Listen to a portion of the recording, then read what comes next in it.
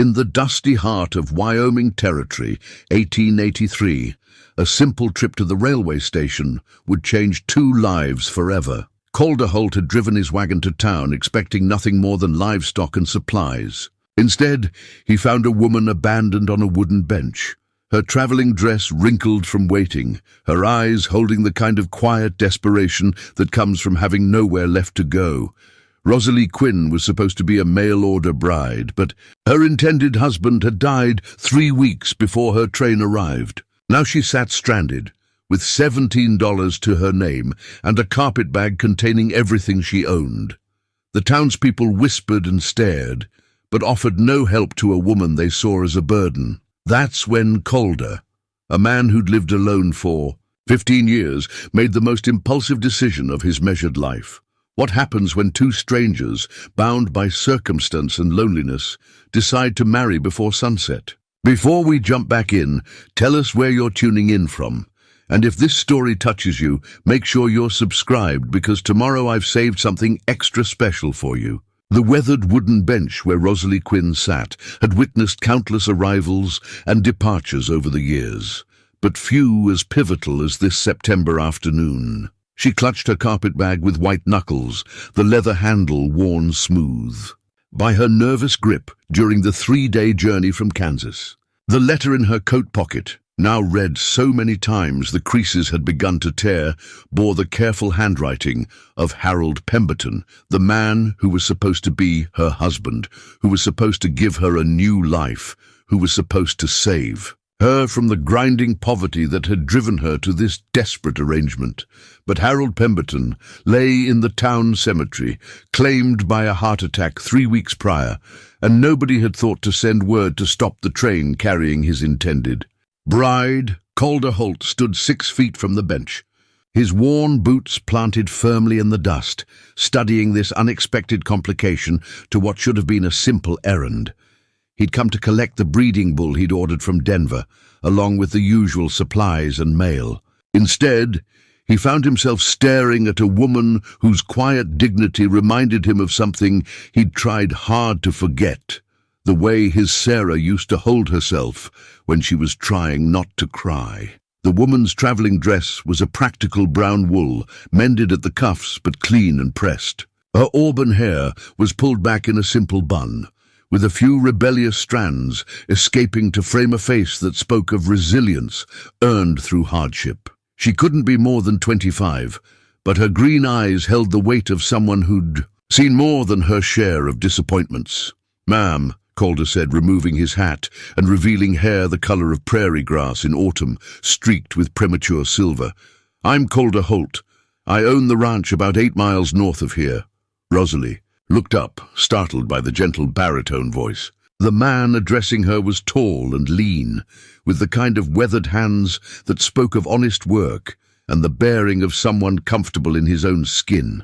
His face was angular, marked by years of sun and wind, but his brown eyes held a kindness that made her shoulders relax slightly. "I'm Rosalie Quinn," she replied, her voice carrying the faint lilt of Irish ancestry. "I suppose you've heard my story by now. Bad news travels fast in small towns." Calder nodded slowly. "Some of it. Enough to know you're in a difficult situation."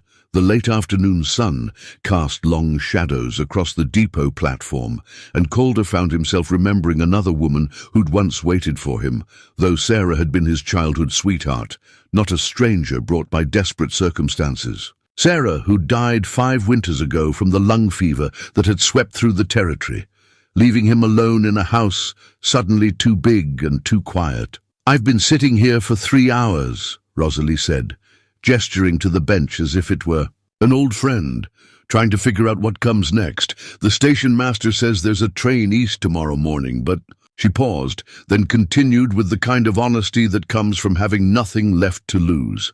"I used most of my money for the ticket here. I've got $17 and whatever I can carry in this bag." Calder glanced toward the station house, where he could see faces pressed against the windows. Mrs. Patterson, the banker's wife, held court with her usual circle of gossips, their heads bent together like conspirators. He'd lived in Millbrook long enough to know that Rosalie's situation would be the talk of every dinner table tonight, and not in a kind way. The memory of Sarah's recipe box, still sitting exactly where she'd left it in their kitchen, flickered through his mind. He'd kept everything just as it was. Her sewing basket by the window, her favorite chair at the table, even her nightgown still folded in the drawer. For 5 years, he'd been living like a caretaker in a museum, preserving a life that was gone, rather than building a new one. "Miss Quinn," he said, surprising himself with the steadiness of his voice, "I have a proposition that might sound a bit unconventional." Rosalie's eyebrows rose slightly, but she didn't interrupt. "My ranch is profitable, enough to support a family, though I've been working it alone since my wife passed. The house is sound, the land is good, and I'm not given to drinking or gambling or any of the vices that make a man unreliable." He paused, aware that he was approaching this like a business transaction, which perhaps it was. "I'm offering you a marriage of convenience, a roof over your head, your own space, and the security of a legal arrangement. In return, you'd help with the household duties and perhaps some of the ranch work if you're inclined." The words hung in the air between them like morning mist, fragile and uncertain. Rosalie studied his face, searching for signs of deception or ulterior motives. What she found instead was a man who seemed as surprised by his offer as she was. "You don't know anything about me," she said finally. "I could be a thief or worse." "Could be," Calder agreed. "But you're not. A woman who's been sitting on a bench for 3 hours, worrying about her next meal, doesn't strike me as someone with criminal intent. Besides," he added with a slight smile that transformed his weathered features, "I'm a pretty good judge of character.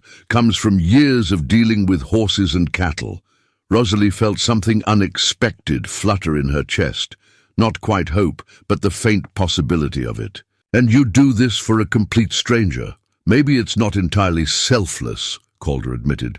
"I've been alone long enough to know it's not a natural state for most folks, and this town has a way of making single women into subjects of speculation and gossip. A marriage, even a practical one, would give you standing and protection." The sun was beginning to sink toward the horizon, painting the sky in shades of coral and gold. In the distance, the mountains stood like silent sentinels, their peaks catching the last light of day. Rosalie thought of the letter in her pocket, the careful plans that had brought her here, the hope that had sustained her through the long journey west. "If I agreed," she said slowly, "what would the arrangements be?" "Separate rooms," Calder said immediately. "No expectations beyond what we discuss and agree upon. You'd be free to leave if you chose, though I'd ask that you give it an honest try first. And if it doesn't work, if we find we can't live together peacefully, then we'll part as friends, and I'll make sure you have enough money to get wherever you want to go."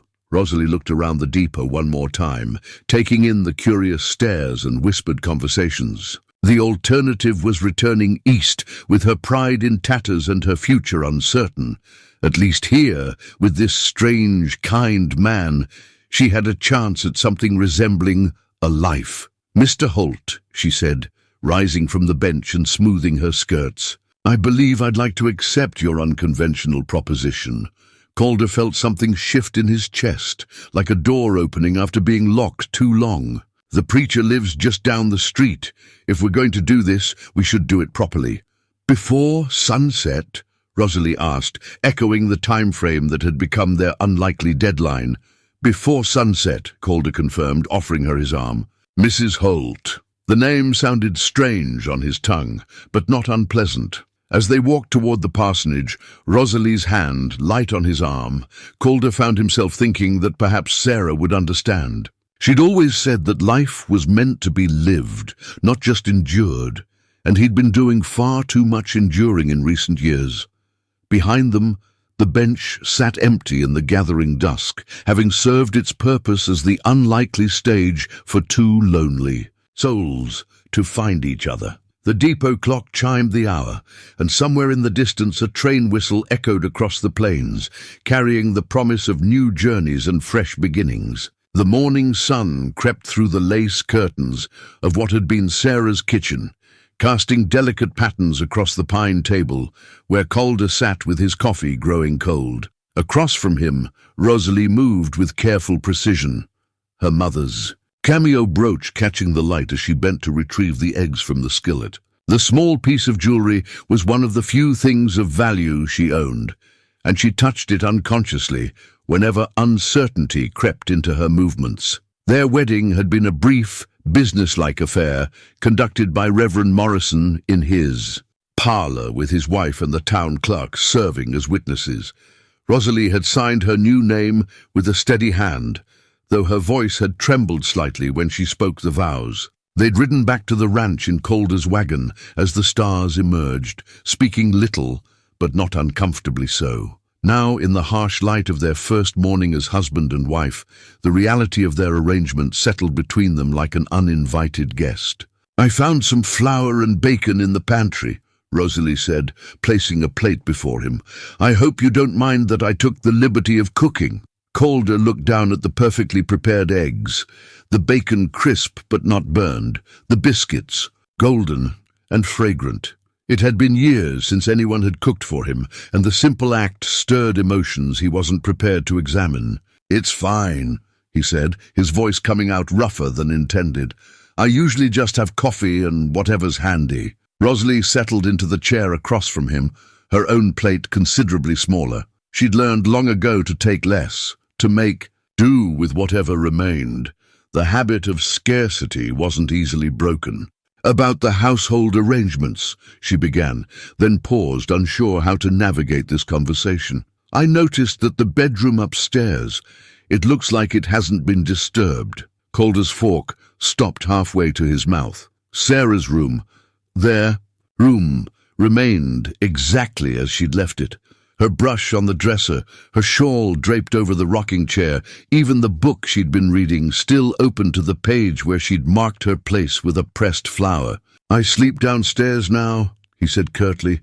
"The room off the kitchen, you can have the upstairs. I don't want to intrude on—" "It's not an intrusion." The words came out sharper than he'd intended, and he saw Rosalie flinch slightly. "I mean, it's practical. More space for you up there." What he couldn't say was that he hadn't been able to sleep in that room since Sarah died, that he'd tried once, about a year after the funeral, and had spent the night sitting in the chair beside the bed, overwhelmed by the scent of lavender that still clung to her pillow. Rosalie nodded, recognizing the closed door in his expression. She understood about doors that couldn't be opened, secrets too painful to share with strangers. Her own past was full of such doors. "I'll need to understand the routine here," she said, changing the subject to safer ground. "The ranch work, I mean.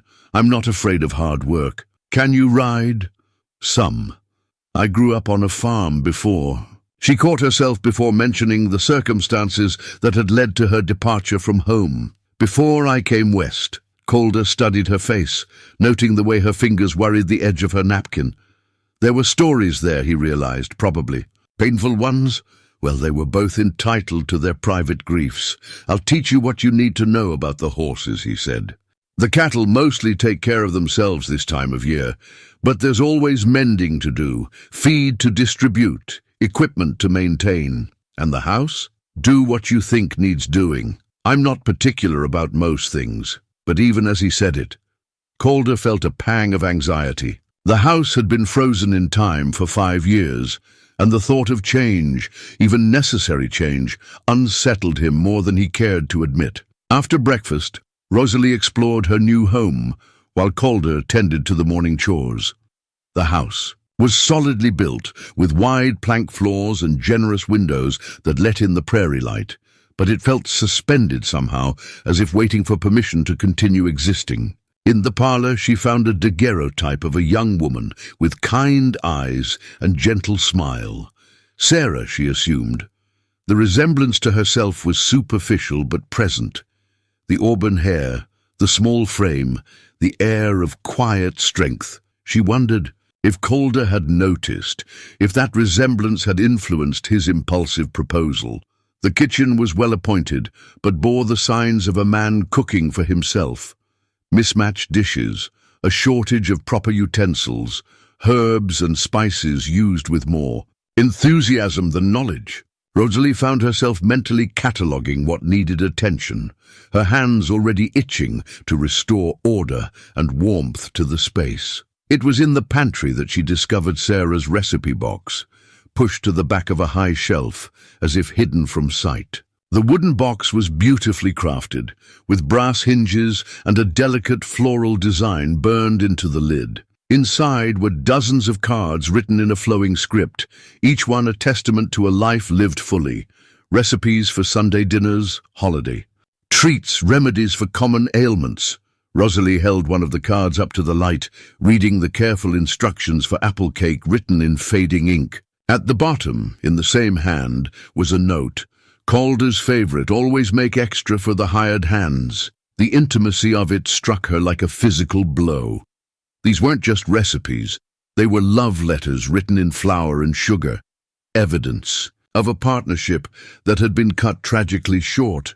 She was holding the remnants of another woman's life, another woman's love, and suddenly the magnitude of her situation crashed over her. What was she doing here? What right did she have to step into this house, to use this kitchen, to sleep in the bed of a woman who was clearly still so present in every corner of this home? The sound of boots on the porch made her quickly return the box to its hiding place.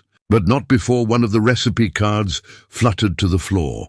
She was bending to retrieve it when Calder appeared in the doorway. "I thought I'd show you the barn," he said, then stopped as he saw what she held in her hand. The silence stretched between them, heavy with unspoken truths. Calder's eyes moved from the recipe card to the pantry shelf where the box was imperfectly concealed, and Rosalie saw something shift in his expression. A door slamming shut, walls going up. "I'm sorry," she said quickly. "I was just organizing the pantry and I found—" "Don't!" The single word cut through her explanation like a blade. "Don't touch her things." The coldness in his voice was so different from the gentleman who had offered her refuge that Rosalie took a step backward.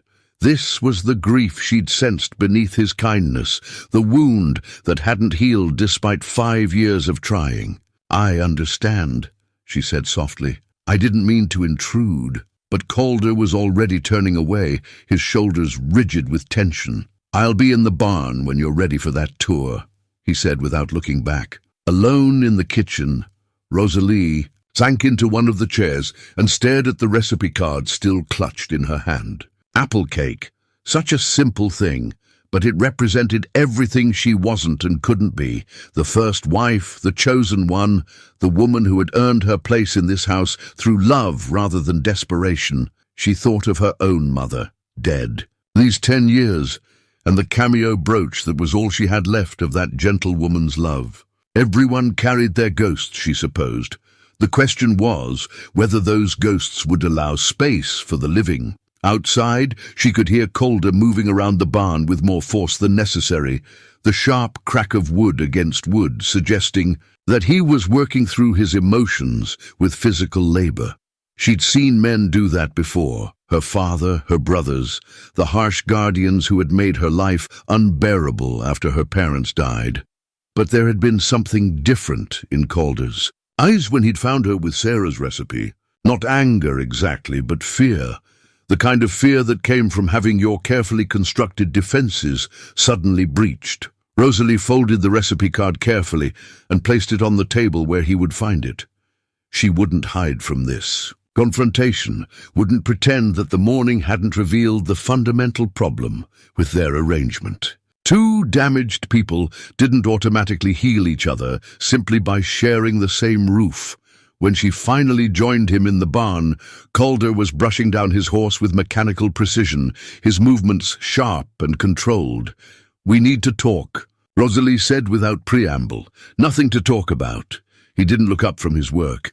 "There's everything to talk about. We can't live like this, pretending that there aren't ghosts in every room of that house." Calder's hand stilled on the brush. "What would you have me do? Forget 5 years of marriage, like it never happened?" "I'd have you be honest with me," Rosalie replied, "and honest with yourself. You didn't marry me to move forward. You married me to stay exactly where you are, stuck in a grief so deep you can't even see daylight anymore." The words hung in the air between them, brutal in their accuracy. Calder finally looked at her, and she saw the rawness in his expression, the pain he'd been carrying alone for too long. "Maybe," he said finally. "But what about you? What are you running from that made marrying a stranger seem like your best option?" It was Rosalie's turn to look away. Fair question, fairly asked. She touched her mother's cameo brooch, drawing strength from the familiar weight of it against her chest. "My parents died when I was 15, she said quietly. "I went to live with my mother's brother and his wife. They weren't kind people. When I turned 18, they tried to arrange a marriage with a man who would have been worse than they were. The mail order arrangement seemed like freedom compared to that. And now? Now I don't know what this is." She gestured between them, encompassing the barn, the house, the strange marriage they'd entered into. "But I know it won't work if we don't find a way to be honest with each other." Calder set down the brush and leaned against the stall door. The late morning sun slanted through the barn windows, illuminating dust motes that danced between them like tiny spirits. "Sarah died in winter," he said finally. "Lung fever.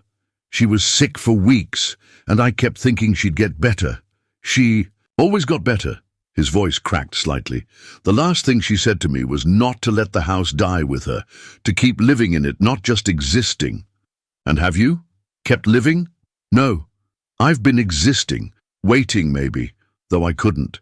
"Tell you for what?" Rosalie took a step closer, close enough to see the silver threads in his hair, the lines around his eyes that spoke of too many years spent squinting into the sun and not enough spent laughing. "I can't be her," she said simply. "I won't even try. But maybe we can find something that's ours, instead of trying to build on the foundation of what you had before." Calder studied her face, seeing past the surface beauty to the strength beneath. This woman had survived things that would have broken weaker people, had traveled across the country to start over with nothing but hope and determination.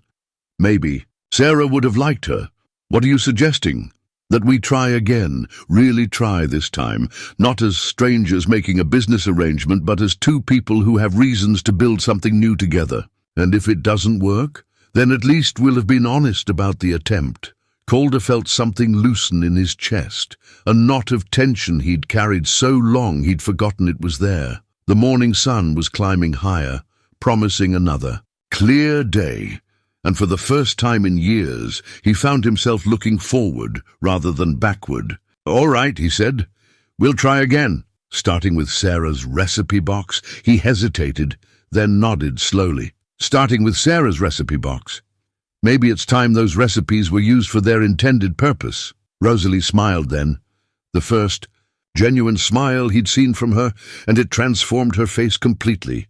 Perhaps this marriage of convenience might become something else entirely, given time and patience and the kind of courage it took to let ghosts finally rest. 3 days after their conversation in the barn, Rosalie stood in the kitchen, holding Sarah's recipe box with reverent hands. The morning light streamed through windows she'd cleaned the day before, and the familiar weight of her mother's cameo brooch against her chest gave her courage for what felt like a momentous undertaking. She'd asked Calder's permission the night before, and he'd given it with a nod that suggested he was still working through his own feelings about the decision. Now alone in the kitchen that was slowly becoming her domain, she opened the wooden box and breathed in the faint scent of vanilla and cinnamon that clung to the handwritten cards. The recipes were organized with the same care that marked everything Sarah had touched. Breakfast items in the front, dinner recipes in the middle, desserts and special occasion dishes toward the back. Each card told a story. Notes about adjustments made over time, comments about which hired hands preferred what dishes, gentle reminders about Calder's preferences written in the margins. "Make sure the coffee is strong enough to wake the dead," read one note attached to a breakfast recipe. "C claims weak coffee is a crime against nature." Rosalie found herself smiling as she read through the cards, getting to know the woman who had lived in this house before her through the intimate details of daily life. Sarah had been practical but warm, efficient but generous.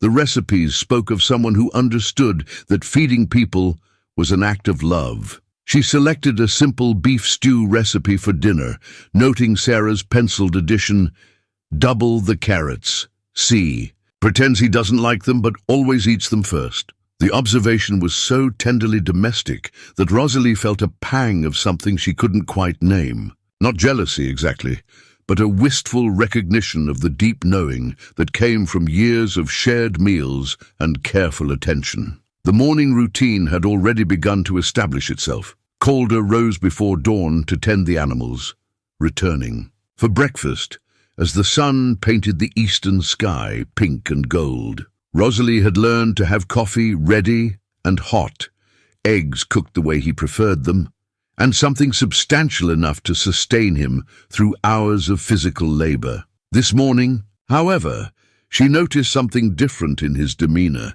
as he settled at the table. There was a tension in his shoulders that hadn't been there the day before, and his usual brief nod of thanks was replaced by a distracted silence. "Everything all right with the stock?" she asked, settling into the chair across from him with her own modest portion. "Stock's fine," Calder replied, but his tone suggested otherwise. "Had a visitor early this morning, though." Before sunup, Rosalie's fork paused halfway to her mouth. In her experience, visitors who came before dawn rarely brought good news. "Frank Morrison, he's got the spread adjacent to our eastern boundary. Says he's been having trouble with cattle going missing. Thinks there might be rustlers working the area." The word rustlers sent a chill through Rosalie. She'd heard stories about cattle thieves, men who moved through the territory like wolves, taking what they wanted and disappearing into the vast wilderness. For a rancher like Calder, whose livelihood depended on his herd, such a threat could mean the difference between survival and ruin. How many head has he lost? Dozen or so over the past month. Could be natural predation, strays wandering off, any number of things. But Frank's been ranching here for 20 years. He knows the difference between normal loss and theft. Calder pushed his eggs around his plate without much appetite. He's organizing the local ranchers to keep watch, maybe coordinate patrols. Asked if I'd join in. "Of course you will." He looked up at her, surprised by the certainty in her voice. It could mean being away from the ranch more, especially at night. Long hours riding the boundaries, checking on other people's stock as well as our own. "This is your livelihood," Rosalie said simply. "Our livelihood. You can't protect it by staying home and hoping trouble passes you by." The word "our" hung in the air between them, and Rosalie realized she'd claimed a stake in this place without thinking about it, but it was true.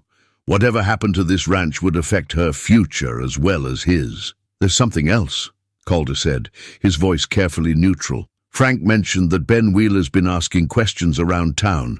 About my land, about whether I might be interested in selling. It's Ben Wheeler." Rosalie had heard the name whispered in the general store when she'd gone to town for supplies.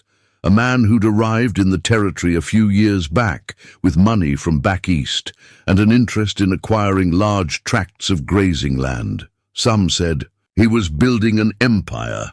Others whispered that his methods weren't always honorable. "Are you interested in selling, I mean?" Calder's answer came without hesitation. "No, this land has been in my family for 15 years.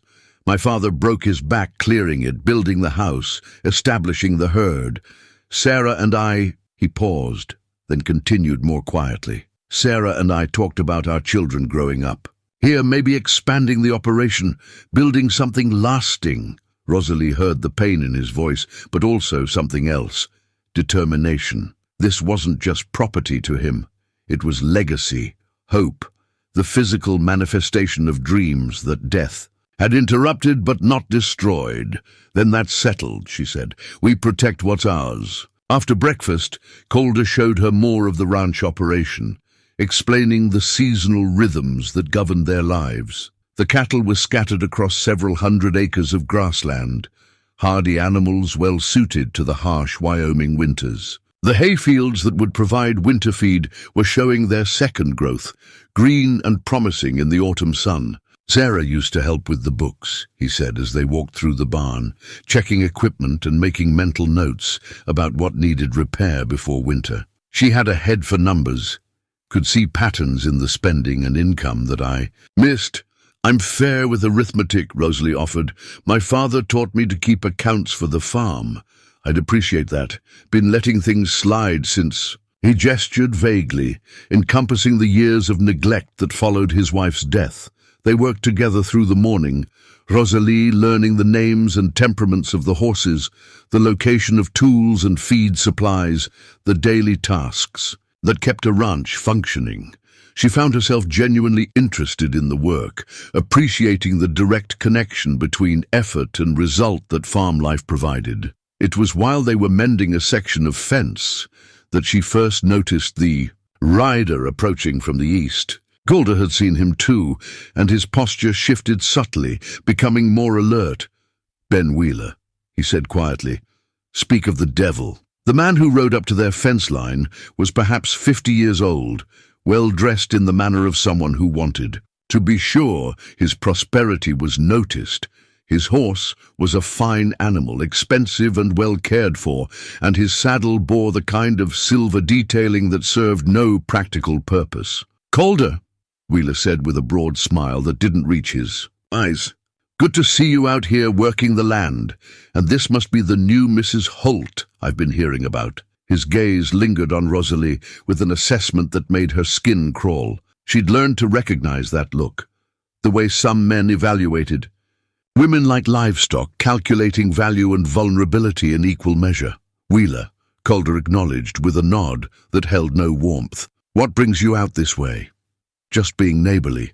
Thought I'd ride over and congratulate you on your recent marriage. Quite a surprise, everyone getting married so sudden-like." The implication was clear. Wheeler had heard the gossip about their hasty wedding and was fishing for details that might prove useful. Rosalie stepped closer to Calder, a subtle but unmistakable claiming of her position. "We didn't see the point. In a long engagement," she said evenly. "When you know what you want, why wait?" Wheeler's smile became a shade more calculating. "Practical thinking. I respect that in a woman. In fact, I have a proposition that you folks might find interesting. I've been acquiring land in this area, building up a proper cattle operation. I'd be willing to make you a very generous offer for this spread." "Not interested," Calder said flatly. "Now don't be hasty. You haven't even heard my terms yet. I'm talking about enough money to set you both up comfortably anywhere you'd like to go. Maybe somewhere warmer. Easier living for a new bride." Again, his eyes moved to Rosalie with that appraising look. She felt Calder's tension increase beside her and placed her hand lightly on his arm, a gesture of support but also restraint. "Mr. Wheeler," she said with the same calm tone she'd used with difficult customers back when she'd worked in her uncle's store. "I appreciate your interest, but this is our home. We're not looking to go anywhere warmer or easier.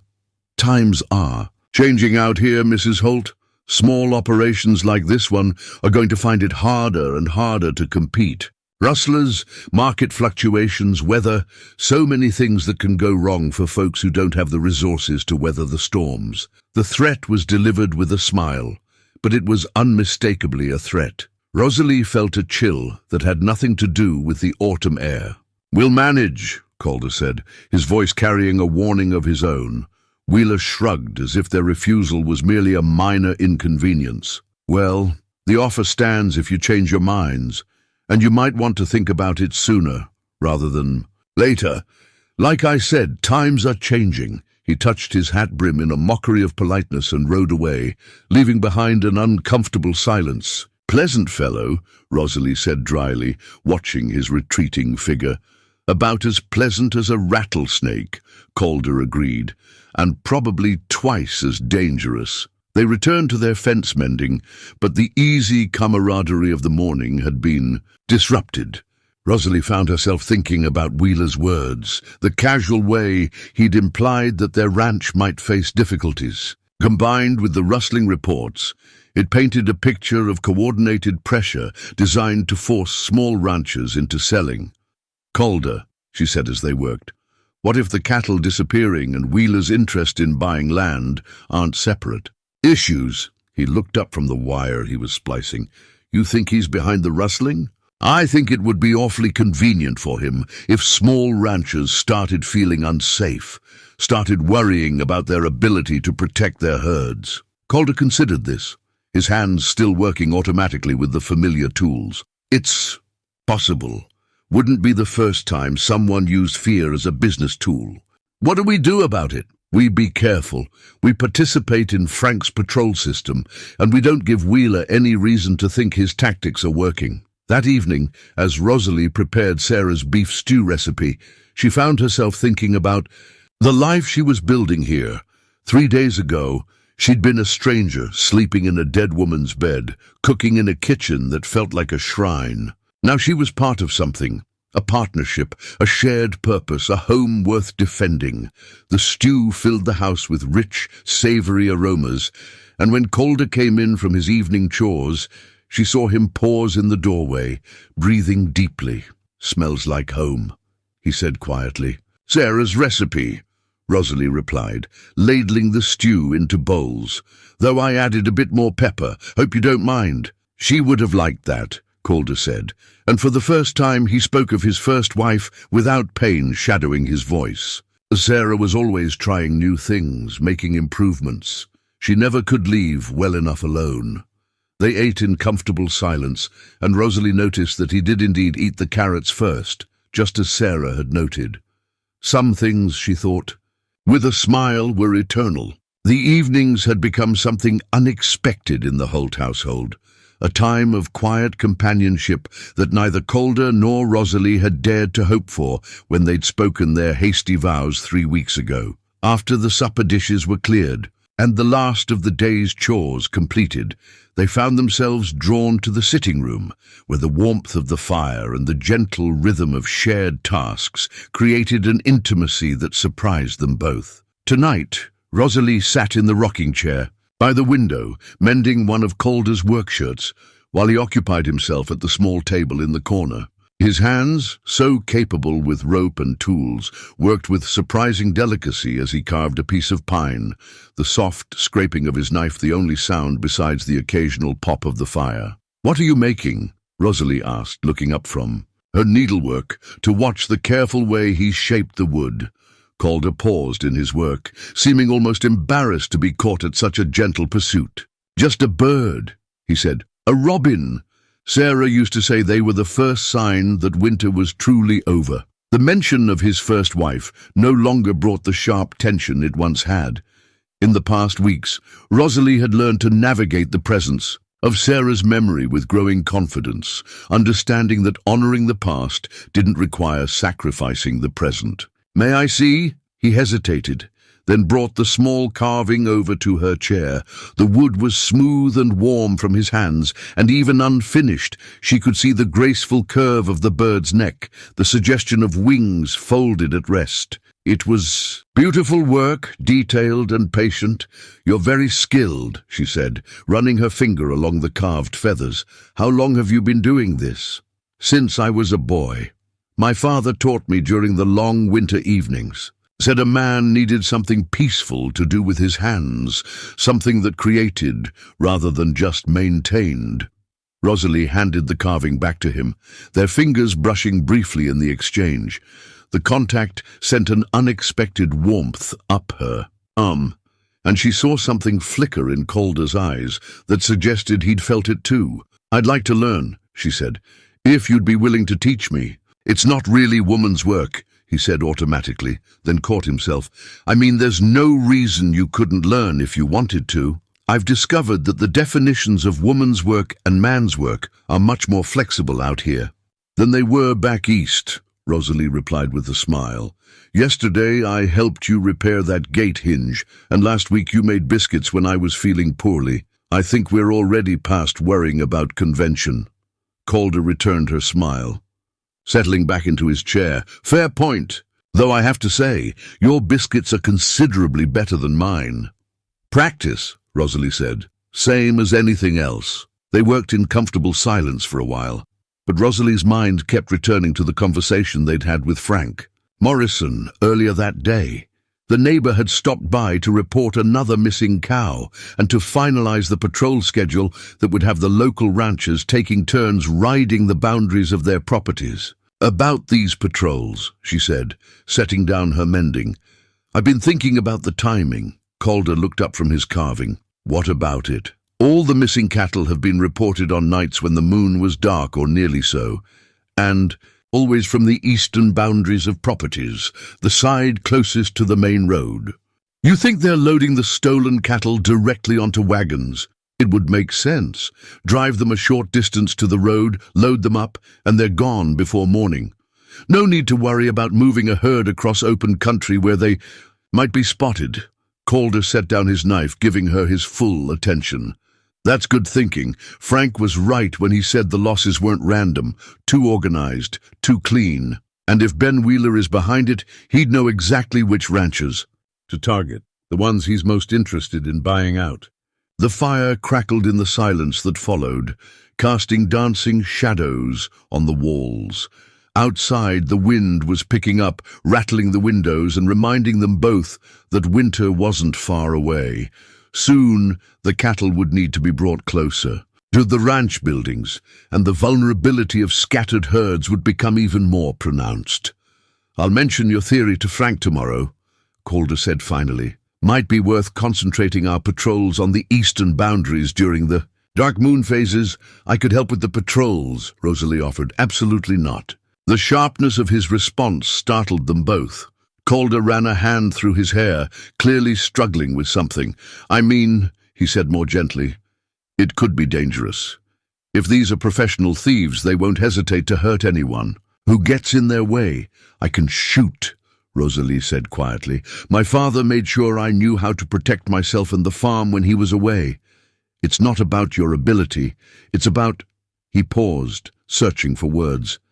"I can't lose someone else to this land, Rosalie." "I won't." The admission hung between them, raw and honest. Rosalie felt her heart clench at the fear in his voice, the way his hands had stilled on the wooden bird. "You won't," she said softly, "but you can't protect me by keeping me useless either. This is my home now too, Calder. I need to be able to defend it." He looked at her then, really looked at her, seeing not the delicate woman he'd rescued from the train station, but the survivor who'd made her way across the country alone, who'd agreed to marry a stranger rather than surrender to circumstances beyond her control. "All right," he said finally, "but we start with target practice, and if you're going to ride patrol, it won't be alone." A week later, Rosalie stood in the yard behind the barn, a rifle steady in her hands as she sighted down the barrel at a row of tin cans Calder had set up on the fence posts. Her father had indeed taught her to shoot, but that had been years ago, and her hands were less certain than she'd claimed. "Breathe out slowly," Calder said from behind her, his voice calm and instructional. "Don't hold your breath, just let it out naturally, and squeeze the trigger as your lungs empty." She followed his guidance, feeling the familiar weight of the weapon, the way it wanted to pull slightly to the left. The shot rang out across the prairie, and one of the cans spun off its post with a satisfying clang. "Good," Calder said, and she could hear the approval in his voice. "Try the next one." By the time they'd worked through a full box of ammunition, Rosalie had found her rhythm again. Her shots weren't perfect, but they were consistent, and more importantly, she felt the confidence returning that came from being able to defend herself. "I want to show you something," Calder said as they walked back toward the house. He led her to the barn and pulled a wrapped bundle from behind a stack of feed sacks. Inside the oilcloth was a pistol, smaller than the rifle, but well-maintained and clearly designed for a woman's hand. "This was Sarah's," he said quietly. "She insisted on learning to shoot after we had some trouble with wolves getting into the chicken coop. Said she wouldn't be helpless if I wasn't around." Rosalie accepted the weapon carefully, checking to ensure it wasn't loaded before examining the craftsmanship. It was a beautiful piece, with engraved silver detailing on the grip and barrel. "Are you sure?" she asked. "Sarah would want it used," Calder replied. "She'd want you to be safe." That evening, as they sat by the fire with their respective tasks, Rosalie found herself watching Calder's hands as he worked on the wooden robin. The delicate feather details were taking shape under his patient knife, and she could see that the finished piece would be something truly special. "Tell me about your father," she said, "the one who taught you to carve." Calder's hands stilled for a moment, then resumed their careful work. "He was a good man. Came out here when this was still considered the edge of nowhere, staked his claim, and built everything you see with his own hands. He used to say that a man's legacy wasn't in what he accumulated, but in what he created that would outlast him. Is that why you won't sell to Wheeler? The legacy? Partly. But it's more than that now." He looked up from his carving, meeting her eyes across the firelight. "It's about proving that some things can't be bought or stolen, that there are still places where a man's word means something, where you can build a life based on honest work, and treating your neighbors fairly. And if Wheeler doesn't accept no for an answer, then we'll deal with that when it happens. But I won't be driven off my own land by fear or threats." Rosalie nodded, understanding. She'd run from threats before, had let fear drive her from one situation into another until she'd ended up on that train station bench with nowhere left to go. But this felt different. This felt like something worth standing and fighting for. "The bird," she said, gesturing to his carving. "What will you do with it when it's finished?" Calder considered the question, turning the small robin in his hands. "I thought I might give it to you," he said, "if you'd like it." The simple offer carried more weight than either of them wanted to acknowledge. It was a gift freely given, a token of growing friendship and respect. It was also, Rosalie realized, the first thing he'd made since Sarah's death that wasn't connected to the memory of his first wife. "I'd like that very much," she said. Outside, the wind continued to rise, carrying with it the scent of approaching weather. Soon the first snows would come, and the easy camaraderie of autumn evenings would give way to the close quarters and long nights of winter. But for now, in the warmth of the firelight, with the soft sound of knife on wood and the gentle rock of her chair, Rosalie felt something she hadn't experienced in years: contentment. The wooden robin was taking shape in Calder's hands, and with it something new was taking shape between them, fragile as carved wood, but real as the fire that warmed them both. The first hard frost came in early October, painting the windows with delicate ice crystals and signaling the approach of the season that would test every bond formed during the gentler months. Rosalie woke to find Calder already gone from the house, the coffee cold in the pot and a hastily scrawled note on the kitchen table, bringing cattle closer. Back by afternoon, she wrapped herself in one of Sarah's old shawls, a liberty she'd finally allowed herself after Calder had explicitly told her to make use of anything that would keep her warm, and stepped onto the porch to survey the transformation that had occurred overnight. The prairie stretched before her, silver and crystalline in the morning light, beautiful but unforgiving. In the weeks since their conversation about the patrols and Ben Wheeler's veiled threats, she and Calder had settled into a partnership that surprised them both with its natural rhythm. They worked together during the day, shared meals and quiet evenings by the fire, and somewhere along the way had begun to anticipate each other's needs with the kind of intuition that usually took years to develop. The wooden robin sat on the mantelpiece now, its carved feathers catching the firelight each evening. Calder had finished it the week before and presented it to her with the shy pride of a schoolboy offering his first Valentine. She'd treasured it not just for its craftsmanship, but for what it represented. The first thing he'd made that looked toward the future rather than mourning the past. This morning, however, the future felt precarious. The frost meant that winter was coming in earnest, and with it all the challenges that the harsh Wyoming climate could bring. Feed would become more expensive, travel more difficult, and the isolated ranch would become even more vulnerable to the kind of troubles that Ben Wheeler seemed determined to encourage. Rosalie made fresh coffee and set about preparing a larger breakfast than usual. If Calder was moving cattle, he'd need substantial food to sustain him through what would likely be a long, cold day in the saddle. She was reaching for Sarah's recipe box when she heard the sound of multiple horses approaching from the east. Through the kitchen window, she could see 3 riders coming up the path to the house. One was Calder, but the other 2 were strangers, men whose posture and the way they carried their weapons suggested they weren't paying a social call. She moved quickly to the parlor, where Sarah's pistol was kept in the drawer of the writing desk, checking to ensure it was loaded before tucking it into the pocket of her apron.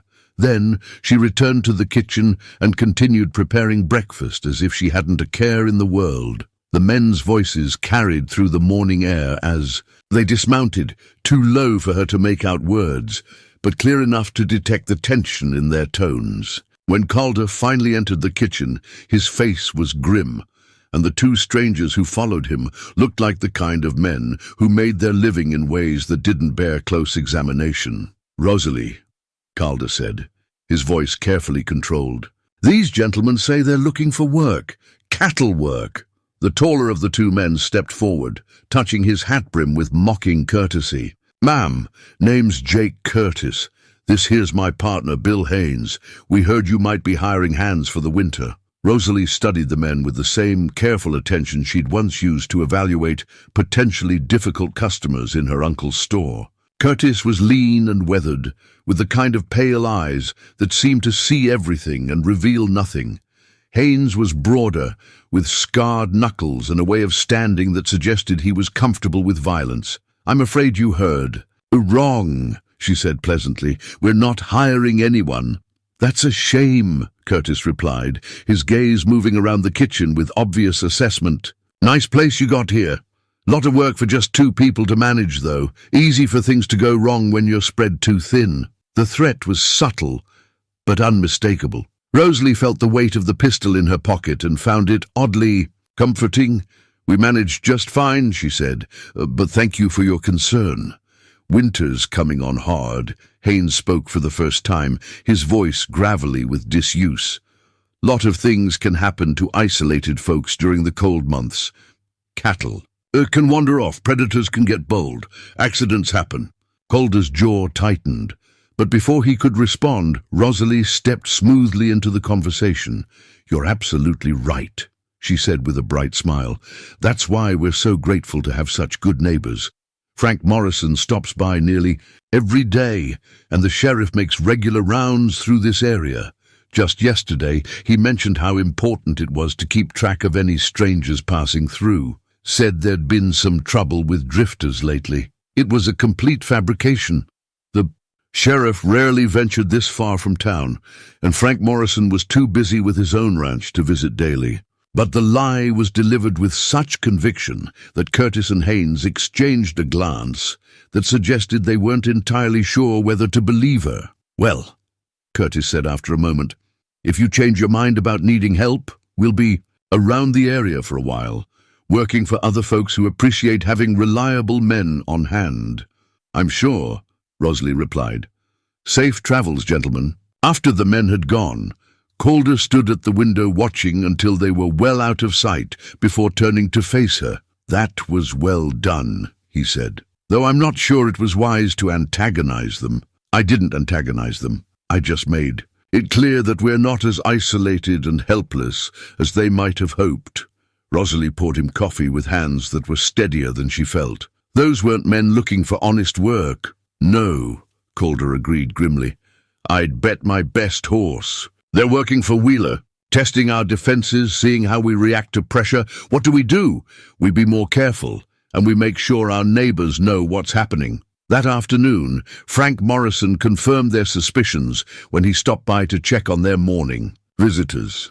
"Curtis and Haynes," he said, shaking his head. "They offered their services to me too, couple days back. When I turned them down, they made a point of mentioning how easy it would be for a man my age to have an accident during the winter months." "Did you report it to the sheriff?"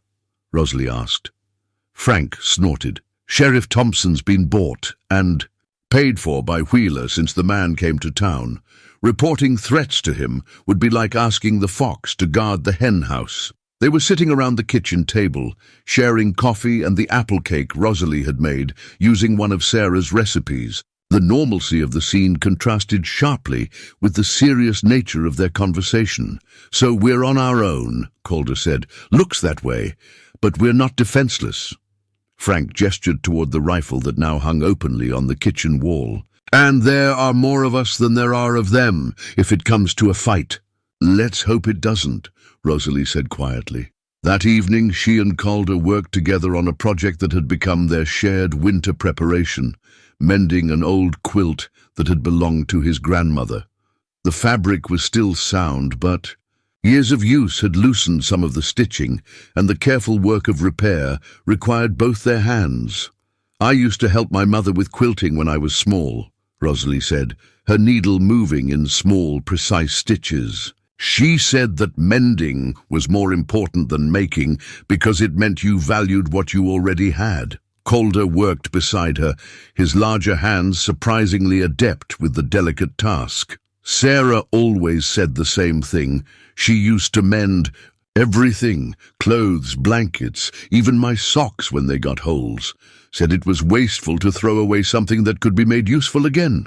They worked in comfortable silence, their shoulders occasionally brushing as they reached for different sections of the quilt. The fire crackled in the hearth, and outside the wind was picking up, rattling the windows and reminding them of the storm clouds that had been building on the horizon all day. "Calder," Rosalie said softly, "what happened this morning with those men? It frightened me. Not because of the threat itself, but because I realized how much I have to lose now." He looked up from his stitching, meeting her eyes in the firelight. "What do you mean? 3 months ago, I had nothing. No home, no family, no future I could count on. If someone had threatened me then, the worst they could have done was kill me, and honestly there were days when that didn't seem like such a terrible prospect." She paused, choosing her words carefully. "But now I have this place, this life we're building together. I have something worth protecting." Calder set down his needle and reached across the space between them to cover her hand with his. The contact was warm and solid, anchoring her to the present moment. "You're not going to lose it," he said quietly. "We're not going to lose it. Whatever Wheeler and his men have planned, we'll face it together. Promise me something," she said, turning, her hands so their palms touched. "Promise me that if things get dangerous, you won't try to protect me by sending me away. This is my fight too now." For a long moment, Calder didn't respond. She could see the conflict in his expression, the desire to keep her safe warring with the recognition that she was right to claim her stake in their shared future. "I promise," he said finally, "but you have to promise me something too." "What?" "That you won't take unnecessary risks, that you'll be smart about when to fight and when to retreat." "I promise." Their hands remained clasped as they returned to their work on the quilt, and Rosalie felt something shift between them, a deepening of the partnership that had been growing since that first awkward morning in Sarah's kitchen. They were no longer two strangers sharing a house out of convenience. They were allies, bound together by shared purpose and the growing understanding that they were stronger together than either could be alone. Outside, the first fat snowflakes began to fall, drifting past the windows like promise and threat combined. Winter was coming, and with it whatever challenges Wheeler and his men had planned. But inside the warm circle of firelight, with the steady rhythm of their needles and the quiet comfort of each other's presence, Rosalie felt ready to face whatever storms lay ahead.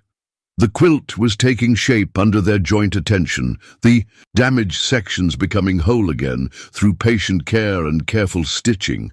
Like their marriage, she thought, it was becoming something new while honoring what had come before, a creation born of necessity but sustained by something deeper and more enduring. The bundle of letters hidden beneath the loose floorboard in the upstairs bedroom had been Sarah's secret, and now they had become Rosalie's burden. She'd discovered them by accident while moving furniture to better accommodate the winter drafts. And what she'd found had shaken her understanding of the woman whose shadow she'd been living in for the past 2 months. The letters were tied with a faded blue ribbon, and the handwriting on the envelopes was Sarah's own, but they weren't correspondence she'd received. They were copies of letters she'd written, drafts kept for reasons that became clear as Rosalie read the first few lines of the topmost page. "My dearest sister Margaret," the letter began, "I write this knowing I may never find the courage to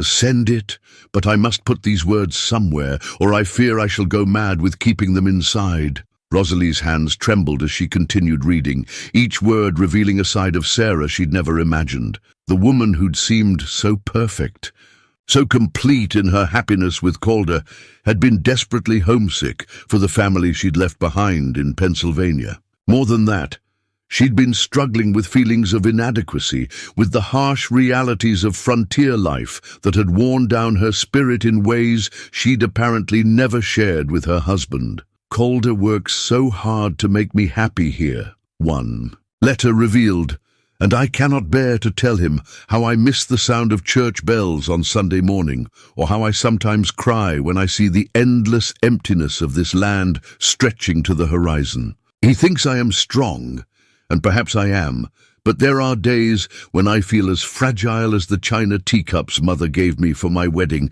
sitting unused in the cabinet because I'm too afraid they'll break if I actually try to live with them." As she read deeper into the collection, Rosalie discovered that Sarah's final year had been marked by more than just the lung fever that eventually claimed her. She'd suffered a miscarriage the winter before her death, losing a baby that she and Calder had desperately wanted. The grief had nearly broken her, and the letters revealed a woman struggling not just with loss, but with the fear that she was somehow failing as a wife. "I see how Calder looks at other men's children," one particularly heartbreaking letter confessed, "and I know he blames himself for our loss, though he would never say so.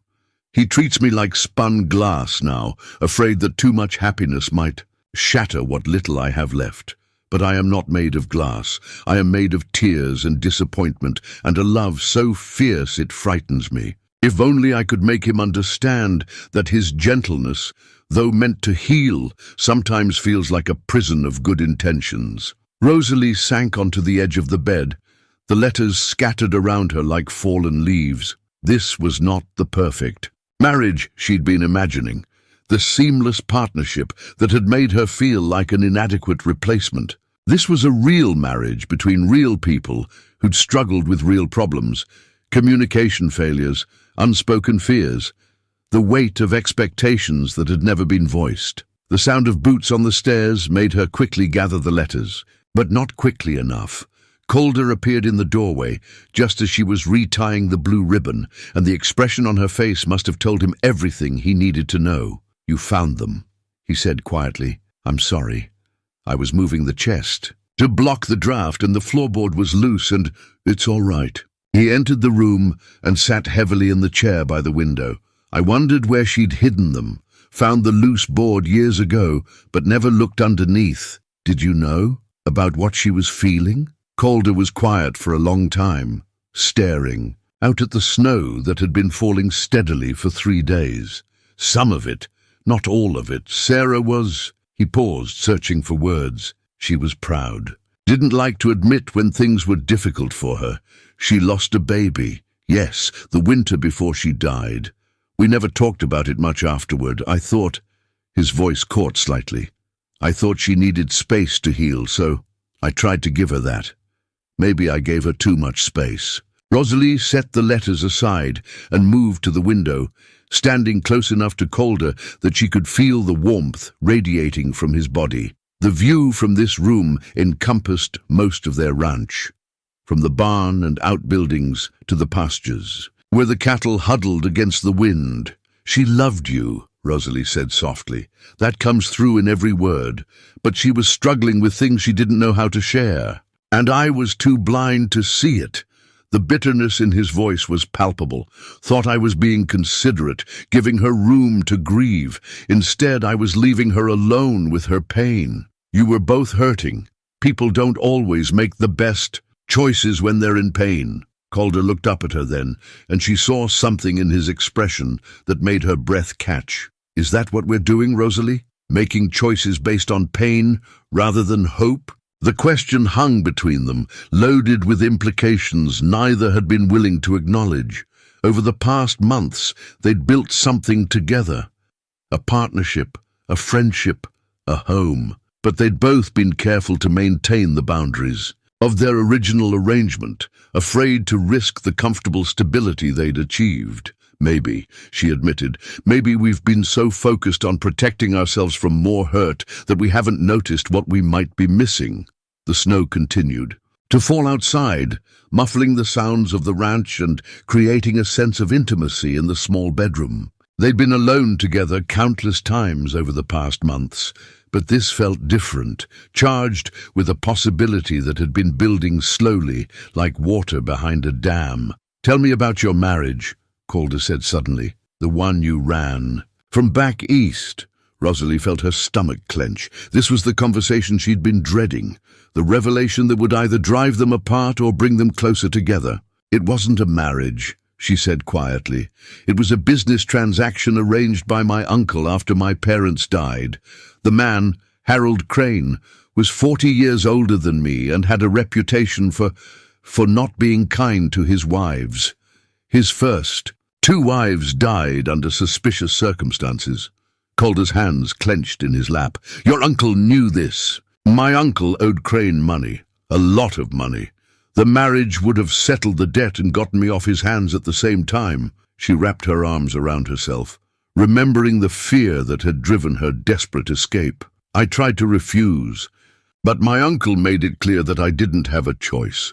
So I took what little money I could steal from his store and bought a train ticket west, hoping I could disappear before the wedding. But you ended up as a mail-order bride anyway. It seemed safer.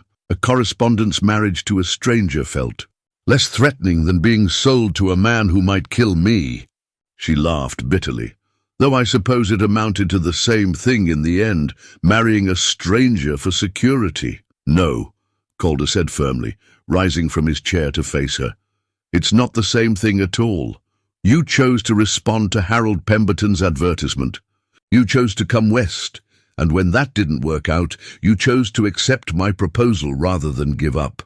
Those were your decisions, made from strength, not fear. Was your proposal made from strength or fear?" The question caught him off guard, and she saw him struggle with the honesty she'd shown him. "Fear, probably," he admitted. "Fear of being alone forever. Fear of watching you face the same kind of judgment and gossip that would have destroyed you in this town. But also," he paused, then continued more quietly, "also from something that felt like recognition, like I'd been waiting for you without knowing it." The admission hung between them like a bridge, fragile but real. Rosalie felt her heart racing as she stepped closer to him, close enough to see the flecks of green in his brown eyes. "Calder," she said softly, "what are we to each other?" "I don't know," he replied honestly.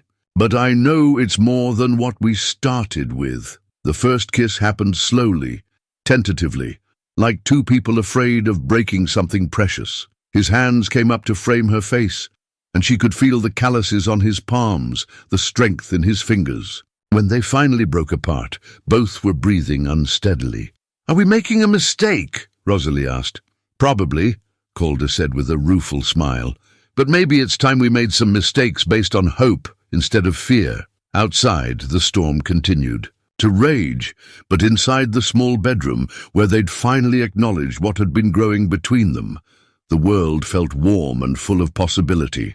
They stood together at the window, watching the snow transform the familiar landscape into something new and beautiful, and Rosalie thought about Sarah's letters, about the importance of speaking difficult truths before it was too late. "No more secrets between us," she said, her hand finding his. "No more protecting each other from our own feelings." "No more secrets," Calder agreed, bringing her hand to his lips. "Though I should warn you, my feelings are getting considerably more complicated by the day." "Good," Rosalie said, surprising them both with her boldness. I'd hate to be the only one losing sleep over this. They stayed at the window until the light began to fade, talking quietly about the future they might build together, about the difference between a marriage of convenience and a marriage of choice.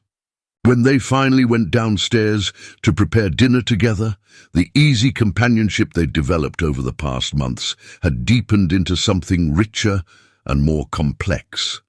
The letters remained upstairs, Sarah's secrets finally shared and no longer carrying the weight of hidden sorrow. Tomorrow, Calder would tell Rosalie more about the baby they'd lost, about his own fears and failures during Sarah's final year.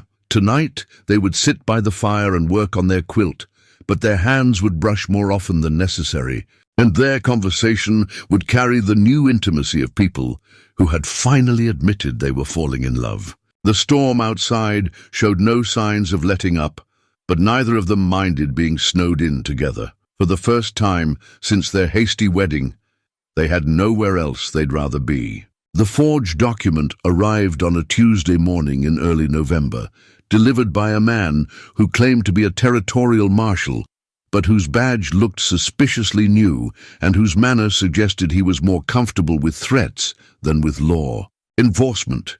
Rosalie accepted the official-looking papers with a steady hand, though her heart was racing as she recognized the name at the bottom of the legal summons: Harold Crane, her uncle's business partner, the man she'd been promised to in marriage and from whom she'd fled in terror just 6 months ago. "Mrs. Holt," the false marshal said with a smile that never reached his eyes, "I trust you'll give these documents the attention they deserve. Mr. Crane has been very patient about recovering his property, but his patience has limits, I'm afraid." "I don't understand," Rosalie replied, though she understood perfectly.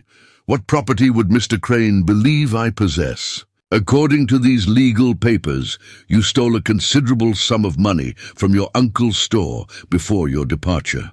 Mr. Crane, as your uncle's business partner, has the right to recover that debt, plus interest and damages." The document was an impressive forgery, complete with official seals and legal language that would intimidate anyone unfamiliar with the law. It claimed that Rosalie had embezzled nearly $300 from her uncle's general store and that her flight west constituted an admission of guilt. "This is absurd," Rosalie said, but even as she spoke she realized the cleverness of the scheme. Even if the document was eventually proven false, the mere accusation would be enough to destroy her reputation and provide legal justification for taking her back east. "Mr. Crane is prepared to be reasonable," the false marshal continued. "He's willing to forgive the debt in exchange for your return to Pennsylvania to fulfill the marriage contract that was interrupted by your sudden departure." The threat was clear, and Rosalie felt the familiar terror that had driven her west in the first place. But this time she wasn't alone and defenseless. This time she had something worth fighting for. "I'll need to discuss this with my husband," she said calmly. "Of course, but don't take too long to decide. Mr. Crane has invested considerable resources in tracking you down, and he expects a return on that investment." After the man left, Rosalie sat at the kitchen table, staring at the forged papers, her mind racing through the implications. Crane had found her, just as she'd always feared he would. Worse, he'd found a way to make his claim on her appear legal and legitimate. When Calder returned from the morning chores, he found her still sitting motionless at the table, the documents spread before her like evidence of a crime. "What's this?" he asked, settling into the chair beside her. Rosalie explained about the visitor and the accusations, watching Calder's expression grow darker with each word. When she finished, he picked up the papers and examined them with the careful attention of a man who'd had occasion to review legal documents before. "It's well done," he said finally, "but it's still a forgery. How can you tell?" "The territorial seal is wrong. The design changed last year, but whoever made this used the old version, and the judge's signature." He pointed to a flourish at the bottom of the page. "Judge Harrison died 3 months ago. This document is supposedly dated last week." Relief flooded through Rosalie, but it was short-lived. Even if we can prove it's forged, Crane has obviously invested serious money in this scheme. He won't give up easily. Tell me about this marriage contract he mentioned. Rosalie felt her cheeks burn with shame. It wasn't really a contract. Just an agreement between my uncle and Crane. My uncle owed gambling debts, and Crane offered to forgive them in exchange for me. And you never signed anything? I was never asked to sign anything. Women rarely are in arrangements like that. Calder set the papers aside and took her hands in his. Listen to me carefully, Rosalie. You are legally married to me now. No previous arrangement, contract, or agreement can change that. Crane has no claim on you whatsoever, but if he has enough money to forge official documents, to hire men to pose as marshals, then we'll deal with it. Together. That afternoon, Frank Morrison arrived with news that explained much about the morning's visit. 3 of his cattle had been found slaughtered in the far pasture, not killed for meat, but apparently killed to send a message. Ben Wheeler paid me a visit this morning, Frank said, accepting the coffee Rosalie offered. Made a very generous offer for my land. When I refused, he mentioned that it was dangerous times for small ranchers. Said accidents could happen to anyone. The same day Rosalie gets a visit from a fake marshal, Calder mused. That's not coincidence. What fake marshal? Calder explained about the forged documents and the threat against Rosalie. As he spoke, Frank's expression grew increasingly grim. So Wheeler's found a way to pressure both of us at the same time, Frank said. Threaten your wife with arrest and deportation while making it clear that refusing to sell could result in more direct action. There's something else, Rosalie said quietly. The man who came here this morning. I've seen him before. He was one of Wheeler's hired men, the ones who came looking for work a few weeks back. Curtis, Calder said grimly. I should have recognized him. So what do we do? Frank asked. Before Calder could answer, they heard the sound of multiple horses approaching. Through the kitchen window they could see Ben Wheeler himself riding up to the house, accompanied by Curtis and 2 other men. Speak of the devil, Frank muttered. Wheeler dismounted with the confidence of a man who believed. He held all the advantages. His clothes were expensive but practical, and his manner suggested someone accustomed to getting his way through a combination of money and intimidation. Afternoon, folks, he said as Calder opened the door. Mind if I come in? I believe we have some business to discuss. State your business from there, Calder replied coldly. Wheeler's smile never wavered. Now, that's not very neighborly, especially considering the generous offer I'm about to make. We've already told you we're not interested in selling. Circumstances change, Wheeler said, his gaze moving to Rosalie. I understand Mrs. Holt has had some legal troubles come to light. Terrible thing when a person's past catches up with them. The only thing terrible here is your attempt at extortion, Rosalie said, stepping into view beside her husband. Extortion is a strong word, ma'am. I prefer to think of it as motivation. You see, I've been contracted by certain parties back east to assist in resolving some outstanding legal matters. It just so happens that those same legal matters create a situation where selling your ranch might be the most practical solution for everyone involved. And if we refuse, Calder asked, well then, I'd be obligated to assist the proper authorities in ensuring that justice is served. Mrs. Holt would need to return east to face the charges against her, and you'd be left here alone, trying to manage a ranch while defending your wife against some very serious accusations. The threat was delivered with casual confidence, as if Wheeler truly believed he'd created an unwinnable situation. What he hadn't counted on was the bond that had formed between Calder and Rosalie, or their willingness to fight for what they'd built together. Mr. Wheeler, Rosalie said with icy calm, I'm afraid your Eastern associates have misinformed you about the strength of their legal position. Is that so? Calder stepped forward, the forged documents in his hand. These papers are forgeries, Wheeler, and not very good ones. Any real law enforcement officer would spot the problems immediately. For the first time, Wheeler's confidence seemed to waver slightly. Those are serious accusations, Mr. Holt, not accusations. Facts. The territorial seal is outdated, and the signature belongs to a judge who's been dead for 3 months. Whoever you paid to create these documents cheated you. Wheeler's expression hardened. Even if that were true, it doesn't change the fundamental situation. Mrs. Holt still has obligations. Back east, Mrs. Holt's only obligation is to her husband and her home here, Frank Morrison said, rising from his chair, and she's got plenty of friends who'll see that those obligations are respected. Wheeler looked around the kitchen, clearly reassessing the situation. He'd expected to find 2 isolated, frightened people easy to intimidate. Instead, he'd found a united front backed by community support. "This isn't over," he said finally. "There are other ways to resolve disputes between neighbors." "Yes, there," Calder agreed. "Legal ways, honest ways, methods that don't involve forged documents and hired thugs." After Wheeler and his men left, the 3 friends sat in the kitchen discussing their options. The forged documents had been exposed, but Wheeler's threat remained real. A man with enough resources to orchestrate such an elaborate scheme wouldn't give up easily. "He'll try something else," Frank predicted. "Maybe more direct action against the ranch, or he might bring in someone with real legal authority who can be bought. Then we need to be ready," Calder said. "And we need to make sure the real authorities know what's happening here." That evening, as they prepared for bed, Rosalie found herself thinking about the strange turns her life had taken.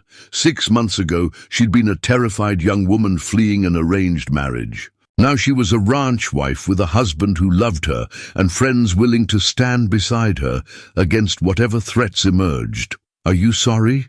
she asked Calder as they stood together in the kitchen, banking the fire for the night. "Sorry you got involved in my troubles? The only thing I'm sorry about," Calder replied, pulling her into his arms, "is that it took us so long to admit we love each other." It was the first time either of them had spoken the word aloud, and it hung in the air between them like a promise. Outside, the November wind rattled the windows and reminded them that winter, and whatever challenges Wheeler had planned, was coming whether they were ready or not. But inside the warm circle of their embrace, surrounded by the evidence of the life they'd built together, they felt ready to face whatever storms lay ahead. They had found something worth fighting for, and they would fight for it together. Calder's father's rifle had seen him through 2 decades of frontier life, from his first hunting expedition as a 12-year-old boy to the hard years of establishing the ranch, when wolves and rustlers posed equal threats to a man's livelihood. Now, as he cleaned and checked the weapon by lamplight in the kitchen, Rosalie watched him perform the familiar ritual with the kind of reverence other men reserved for prayer. "Tomorrow, we ride to Millbrook," he said, without looking up from his work. "Frank's already sent word to the other ranchers, and we've got a meeting with the territorial judge who's coming through on his circuit." It had been 3 days since Wheeler's visit and his thinly veiled threats. 3 days of careful planning, sending messages to allies, and preparing for what everyone understood would be the final confrontation. Wheeler had overplayed his hand with the forged documents, but men like him rarely retreated when their first strategy failed. They simply escalated to more direct methods. "Judge Patterson will want to see the forged papers," Rosalie said, checking the loads in Sarah's pistol with the same methodical care. Calder showed his rifle. "And we'll need witnesses to Wheeler's threats. Frank's bringing Tom Bradley and Jim Hutchins. Between the 4 of us, we should be able to present a clear picture of what Wheeler's been doing." Calder set the rifle aside and looked at her seriously. "But you understand what this means, don't you? Once we formally accuse Wheeler of forgery and extortion, there's no going back. He'll see it as a declaration of war." "Good," Rosalie replied, with a fierceness that surprised them both. "I'm tired of running from bullies and cowards. It's time to make a stand." The next morning dawned clear and cold, with the kind of crystalline air that made every sound carry for miles across the prairie. They loaded their wagon before sunrise, taking not only their weapons and legal documents, but also 3 days' worth of supplies, None of them expected Wheeler to simply accept a legal defeat and retreat quietly. Frank Morrison met them at the crossroads that marked the halfway point to town, his own wagon carrying Tom Bradley and Jim Hutchins, along with enough ammunition to outfit a small army.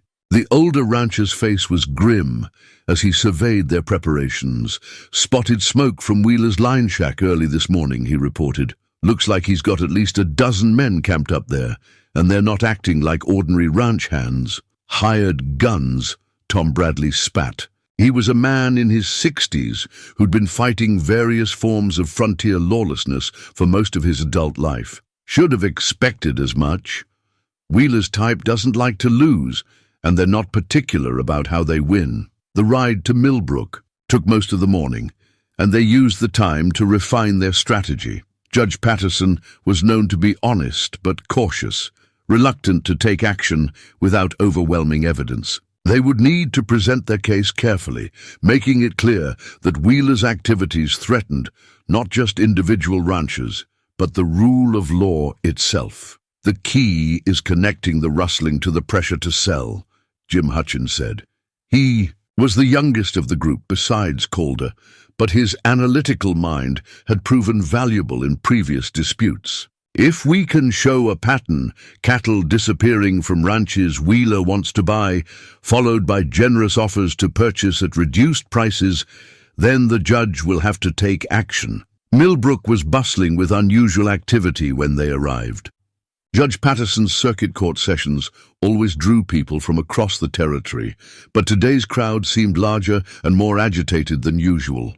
As they made their way toward the courthouse, Rosalie noticed several men she didn't recognize loitering near the saloon, their attention focused on the legal proceedings rather than the usual attractions of drinking and gambling. "Wheeler's watchers," Calder murmured, following her gaze. "He knows we're here." Judge Patterson proved to be a thin, scholarly man in his 50s, with the kind of sharp eyes that suggested he'd heard every possible variation of frontier justice and legal manipulation during his years on the bench. He examined the forged documents with professional interest, asking detailed questions about their delivery and the man who'd presented them. "These are certainly sophisticated forgeries," he admitted after several minutes of careful study. "The legal language is correct.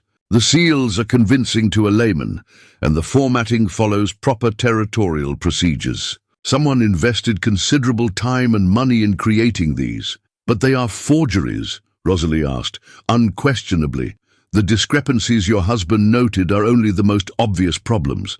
The case number doesn't match any territorial records. The supposed court dates fall on days when that particular court wasn't in session, and the charges described aren't properly filed under territorial statutes." Frank Morrison stepped forward with the documentation they'd prepared regarding the cattle rustling. "Judge, we believe these forged papers are part of a larger scheme to force small ranchers to sell their land under duress." Patterson listened carefully as they laid out their evidence, the pattern of missing cattle, the timing of Wheeler's purchase offers, the intimidation tactics used by his hired men. When they finished, the judge sat quietly for several minutes, clearly weighing the implications of their accusations. "Mr. Wheeler is a prominent citizen with significant business interests," he said finally. "These are serious charges you're bringing against him." "Yes, sir, they are," Calder replied, "but the evidence speaks for itself.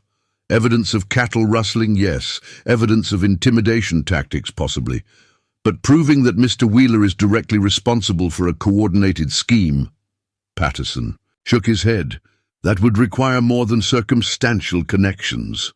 "What would it take?" Rosalie asked. "Direct testimony from someone involved in the scheme, documents in Wheeler's own hand, evidence that he personally directed illegal activities." The judge looked at them seriously. "The kind of evidence that men like Wheeler are very careful not to leave lying around."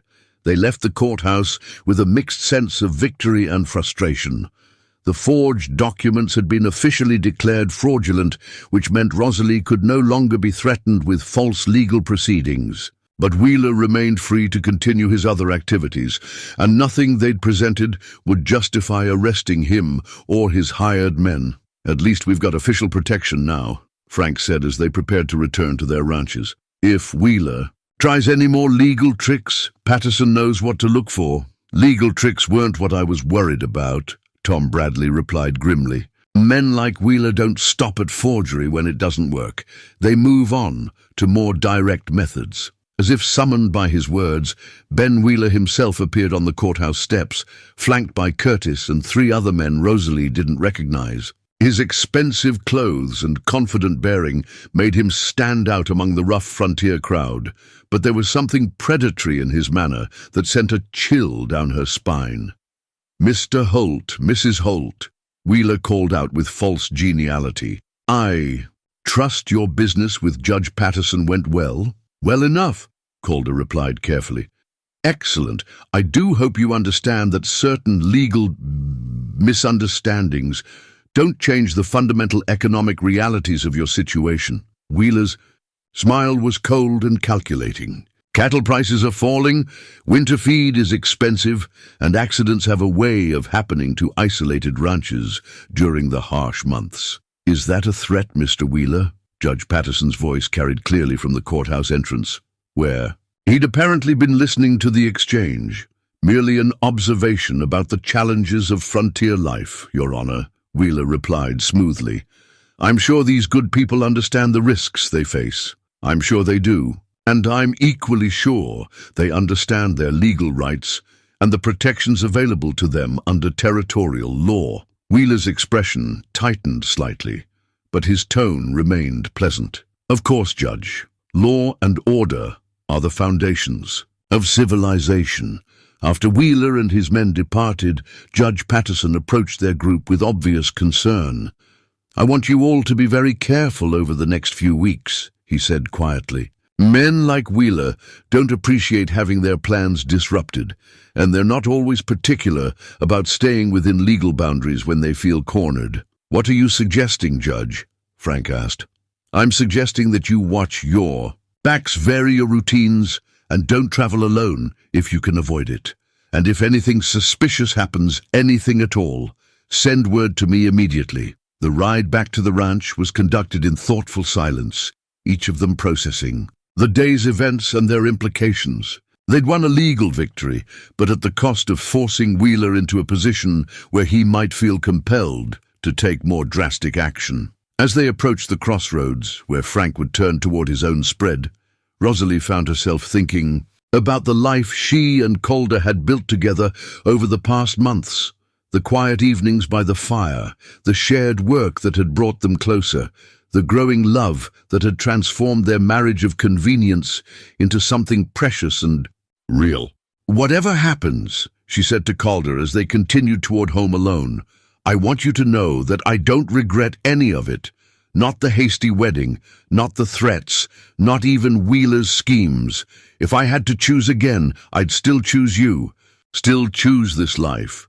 Calder reached across the wagon seat to take her hand. "Even knowing what we might be facing, especially knowing what we might be facing. 3 months ago, I had nothing worth fighting for. Now I have everything worth fighting for." That evening they made their preparations with the methodical care of people who understood they might be facing a siege. Weapons were cleaned and loaded, extra ammunition was distributed around the house, and they established signals with Frank Morrison that would allow them to call for help if needed. As they worked, Rosalie found herself thinking about the wooden robin that sat on their mantelpiece, the symbol of hope and new beginnings that Calder had carved during their early days together. Tomorrow might bring violence, loss, or worse, but tonight, in the warm circle of their shared determination, she felt ready to face whatever storms lay ahead. They had found something worth fighting for, and by God, they were going to fight for it with everything they had. The wedding certificate lay spread on the kitchen table like a battle standard, its formal language and official seals representing everything that Wheeler and his hired men couldn't buy, forge, or steal. Rosalie touched the document gently. remembering the nervous young woman who had signed her new name in Reverend Morrison's parlor just 4 months ago, never imagining that this simple piece of paper would become the legal foundation for defending everything she'd come to love. "They're coming," Calder said from his position at the front window, his father's rifle steady in his hands. 6 riders from the east, moving slow and deliberate, wheelers with them. Dawn was breaking over the Wyoming prairie, painting the snow-covered landscape in shades of rose and gold that would have been beautiful under different circumstances. Instead, the approaching riders cast long shadows that seemed to reach toward the ranch house like grasping fingers. Rosalie checked Sarah's pistol one final time, then moved to the window on the opposite side of the kitchen. The position gave her a clear view of the barn and the path that led to the back of the house, the route any smart attackers would use to avoid the obvious approach from the front. "Remember," Calder said quietly, "this isn't about the ranch anymore. It's not even about the money. Wheeler's made this personal, and men like him don't stop until they win or they're stopped." The sound of horses grew louder, accompanied by the jingle of harness and the low murmur of voices. Through the frost-covered glass, Rosalie could see Wheeler's expensive coat and confident posture as he directed his men into position around the house. A loud knock echoed through the morning air, followed by Wheeler's voice calling out with false authority.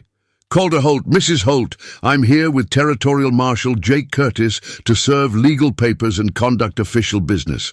Open this door immediately." "Curtis again," Calder muttered. "Still playing Marshal, even after we proved his papers were forged." "Mr. Wheeler," Rosalie called back, her voice carrying clearly through the closed door, "we've already established that your legal papers are fraudulent, and Mr. Curtis has no more authority than any other hired gun. State your real business, or leave our property."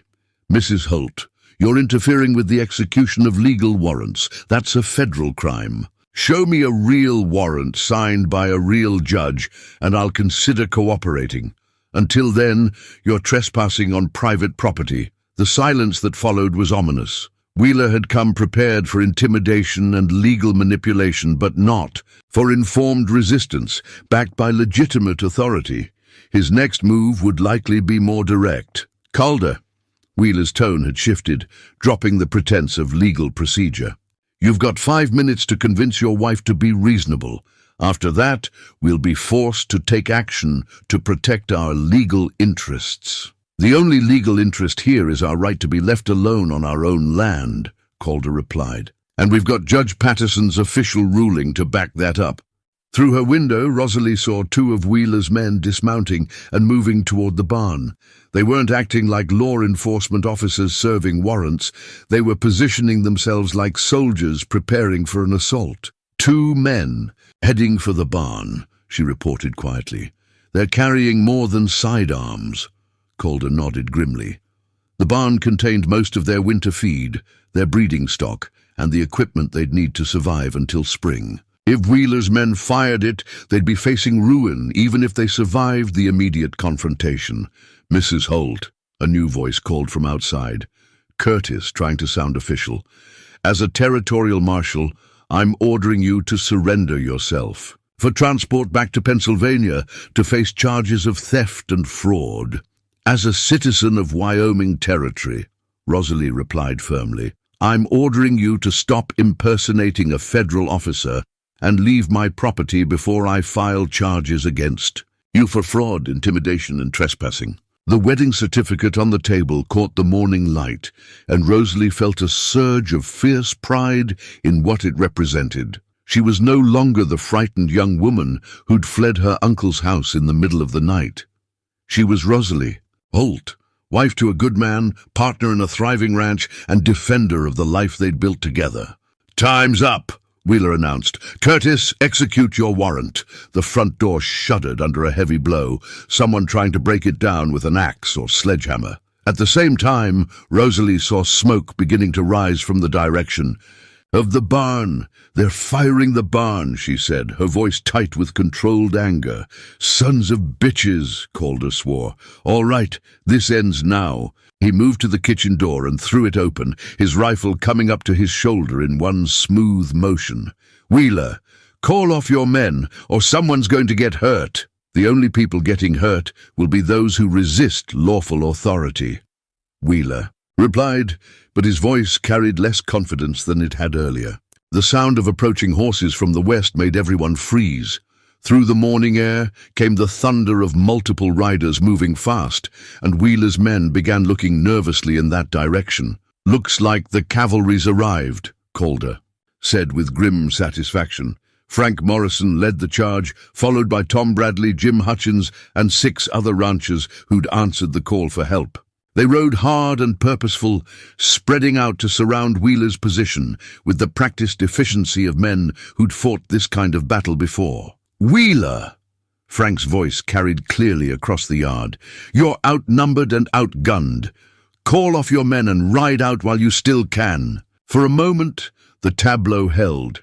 Wheeler's hired guns caught between the house they'd been attacking and the armed ranchers who'd cut off their escape route. Smoke continued to rise from the barn, but the assault on the front door had stopped. "This is still a legal matter," Wheeler tried one last time. "These people are interfering with the execution of federal warrants." "These warrants." Judge Patterson's voice cut through the morning air like a blade. Every head turned to see the territorial judge riding up from the south, accompanied by the real territorial marshal and 3 deputies. Patterson held a set of papers in his hand, the forged documents that Wheeler had tried to use against Rosalie. "I've had these documents examined by federal authorities in Cheyenne," Patterson announced, his voice carrying the weight of absolute legal authority. "They're not just forgeries. They're federal crimes. Mr. Wheeler, you and your associates are under arrest for mail fraud, impersonating federal officers, and conspiracy to commit extortion." The fight went out of Wheeler's men like air from a punctured balloon. Faced with real law enforcement and overwhelming odds, they began laying down their weapons and raising their hands. Wheeler himself stood frozen for a moment, clearly struggling to accept that his carefully constructed scheme had collapsed so completely. Then, with the desperate fury of a cornered animal, he reached for the pistol at his side. "Look out!" Rosalie shouted. The shot rang out across the prairie, but it came from Calder's rifle, not Wheeler's pistol. The would-be land grabber spun and fell, clutching his shoulder, his weapon spinning away into the snow. "Should have taken the judge's offer while you had the chance," Calder said coldly, working the bolt of his rifle to chamber another round. The real marshal and his deputies moved in quickly to secure the scene, applying handcuffs to Wheeler and his men, while Judge Patterson began the official process of documenting the crimes that had been committed. "Mrs. Holt," Patterson said as the immediate danger passed, "I believe these belong to you." He handed her the forged papers, along with an official document declaring them fraudulent and void. "There will be no further legal challenges to your status or your marriage. Mr. Wheeler's associates back east will be facing federal charges of their own." Rosalie accepted the papers with hands that were steadier than she felt. "Thank you, Judge, for everything." "Justice isn't just about courtrooms and legal procedures," Patterson replied. "Sometimes it requires good people to stand up for what's right, even when it's dangerous." The smoke from the barn had been controlled by Frank Morrison and his men. The fire had been set, but caught quickly enough to prevent serious damage. As Wheeler and his hired guns were loaded into wagons for transport to the territorial prison, Rosalie found herself standing in the yard of her home, surrounded by friends and neighbors who'd risked their own safety to defend her and Calder. "Is it over?" she asked, not quite daring to believe that the threat that had haunted her for so long was finally ended. "It's over," Calder confirmed, wrapping his arm around her shoulders. "Wheeler's going to prison. The forged papers are worthless, and your uncle's threats can't reach you here."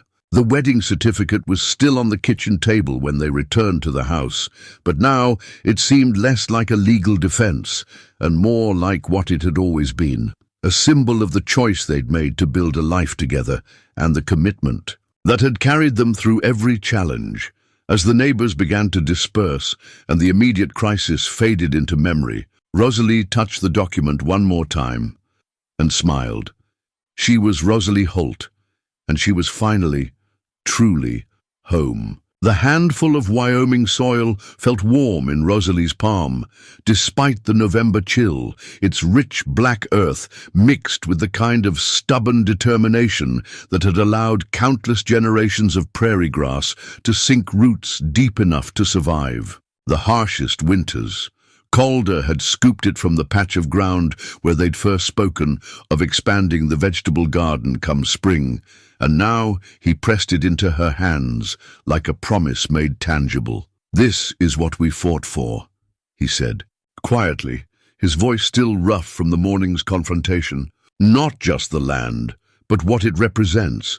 The right to build something lasting, something that belongs to us." Around them, the evidence of Wheeler's defeat was being methodically removed. The territorial marshal had completed his arrests, the forged documents had been officially voided, and the last of the hired guns were disappearing over the eastern horizon in the custody of federal deputies. Frank Morrison and the other neighbors were checking the barn for fire damage, their voices carrying the easy camaraderie of men who'd stood together when it mattered most. "I've never owned land before," Rosalie said, letting the soil run through, her fingers like a prayer of gratitude. "My father rented his farm, and after he died I had nothing.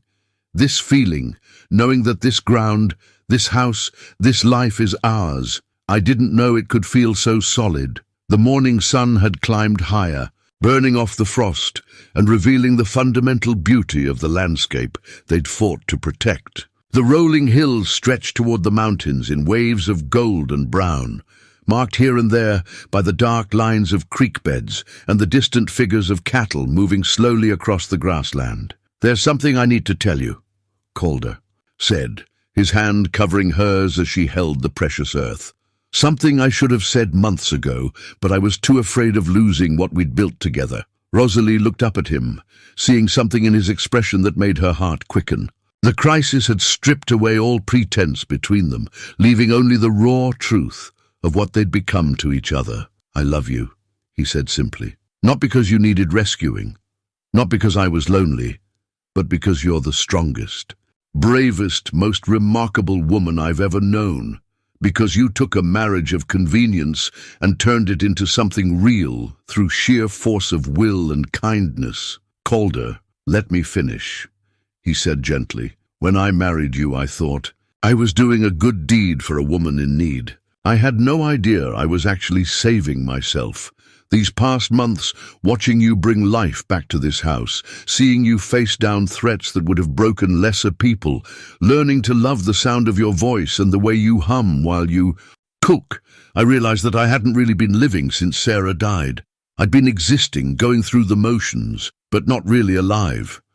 The soil in Rosalie's hand seemed to pulse with warmth, connecting her to the land and the man who'd offered her both sanctuary and love. Around them, the work of securing their victory continued, but in this moment, they existed in a bubble of perfect understanding. "I love you too," she said, the words coming out in a rush of emotion. "I think I started falling in love with you that first morning when you found me with Sarah's recipe box, and instead of being angry, you chose to trust me with her memory. Every day since then, I've loved you a little more. Your gentleness with the animals, your patience when I was learning ranch work, the way you carved that wooden robin just to give me something beautiful." The kiss that followed was different from their first tentative exploration of attraction.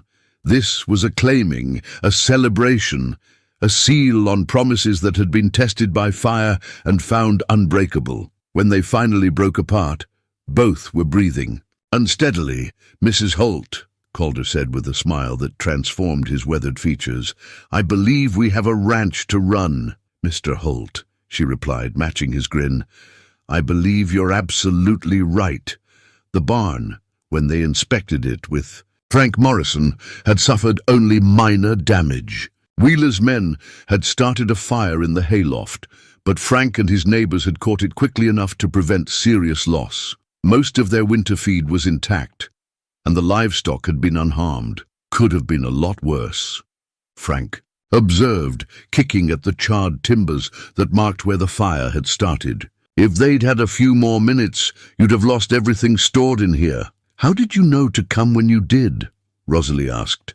Tom Bradley was keeping watch from his ridge. Saw Wheeler's riders heading this way before dawn and sent his boy to round up the rest of us. Frank's expression was serious. We all knew this was coming, just didn't know when. Wheeler's type doesn't give up easy, and they don't forgive folks who stand up to them. Will there be more trouble? Calder asked. Not from Wheeler. Federal prison has a way of cooling down ambitious men, but there are always others looking to make easy money off other people's hard work. Frank clapped Calder on the shoulder. Good thing you've got neighbors who understand the value of sticking together. As the day progressed and the last of the helpers departed, Calder and Rosalie found themselves alone on their land for the first time since the crisis began. The house felt different somehow, not just safer but more completely theirs.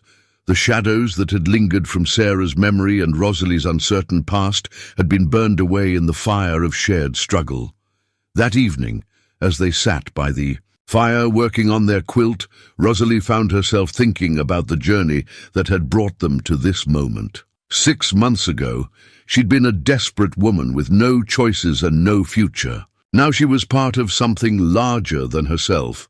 A marriage, a community, a way of life that demanded courage but rewarded it with belonging. Do you ever wonder what would have happened if Harold Pemberton hadn't died? She asked, her needle moving in steady stitches along the quilt's border. No, Calder replied without hesitation. Because then you wouldn't be here, and I can't imagine this life without you in it anymore. Even with all the trouble I brought with me. Especially because of the trouble. Anyone can love someone when it's easy. The real test is whether you'll stand together when things get difficult. He looked up from his own stitching to meet her eyes. We passed that test today. Outside, the wind was picking up, carrying with it the promise of the first real snowstorm of the season. But inside their warm kitchen, with the quilt taking shape under their joint attention and the comfortable silence of people who no longer needed words to understand each other, the approaching winter felt less like a threat than a cozy invitation. To spend the long months growing even closer.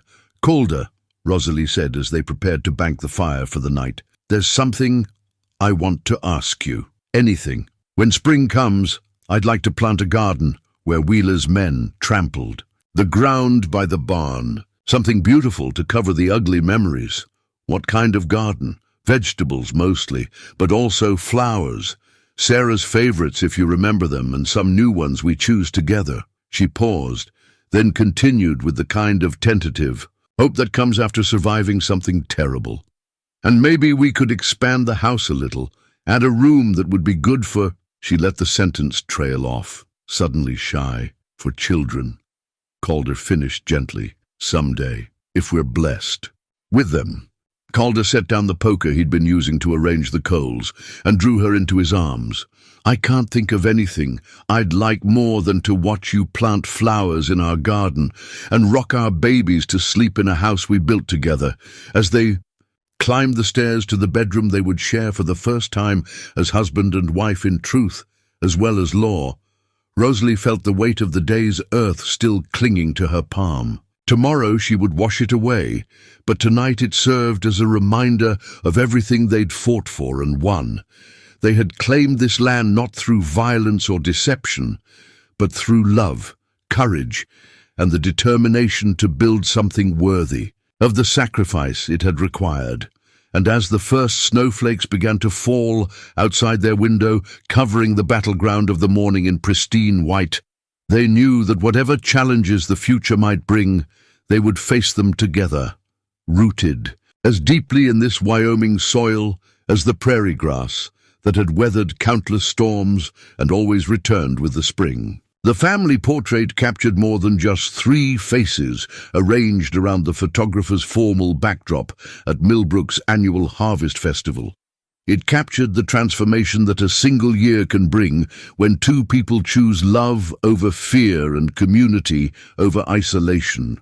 Calder's hand rested protectively on Rosalie's shoulder while she cradled their 3-month-old daughter, Sarah Rose, in her arms. But surrounding them in the frame were the faces of the neighbors who had become family. Frank Morrison grinning. With paternal pride, Tom Bradley and Jim Hutchins flanking the couple like honorary uncles, and even Judge Patterson, who had made a special trip from Cheyenne to see the child whose parents he'd helped protect. "Hold still now," the photographer instructed, his head disappearing under the black cloth that covered his camera. "This will just take a moment." Rosalie smiled down at the baby in her arms, marveling at how perfectly Sarah Rose fit into the space her heart had prepared without her even knowing it. The child had Calder's dark hair and stubborn chin, but her eyes were the same green as her mother's, and already she showed signs of the fierce independence that seemed to run in the women of this family. "She's going to be a heartbreaker," Frank Morrison predicted, leaning in to make faces at the infant. "Look at those eyes, already taking in everything around her like she's planning to rearrange it to suit herself better. Heaven help us if she inherited her mother's determination along with her father's stubbornness," Judge Patterson said with a laugh. "Wyoming territory won't know what hit it." The photographer emerged from beneath his cloth and began the careful process of preparing his equipment for the exposure. Around them, the Harvest Festival continued its cheerful chaos, children running. Between the booths, selling everything from apple cider to hand-carved toys, women displaying their finest quilts and preserves for judging, men arguing good-naturedly about cattle prices and weather predictions for the coming winter. It was exactly the kind of community celebration that Rosalie had dreamed of during her lonely years back east, but never thought she'd actually experience. The warmth of belonging, the easy camaraderie of people who'd weathered hardships together, the sense of being part of something larger and more enduring than any individual life. "Ready," the photographer announced.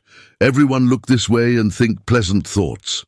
As the camera captured their image for posterity, Rosalie found herself thinking about the woman who had sat on that railway bench just 14 months ago. That frightened, desperate creature seemed like someone from another lifetime, connected to her present self by the thinnest thread of memory. The photograph session complete, they made their way through the festival crowds, stopping frequently to receive congratulations on the baby and updates on the continuing legal proceedings against Ben Wheeler. The land grabber was serving a 10-year sentence in federal prison, and his Eastern associates had been thoroughly discredited. The threat that had once seemed so overwhelming had been reduced to an unpleasant memory and a cautionary tale about the consequences of crossing honest people who refused to be intimidated. "Mrs. Holt," called Sarah Morrison, Frank's daughter-in-law, "I've got a question about that apple cake recipe you shared last month.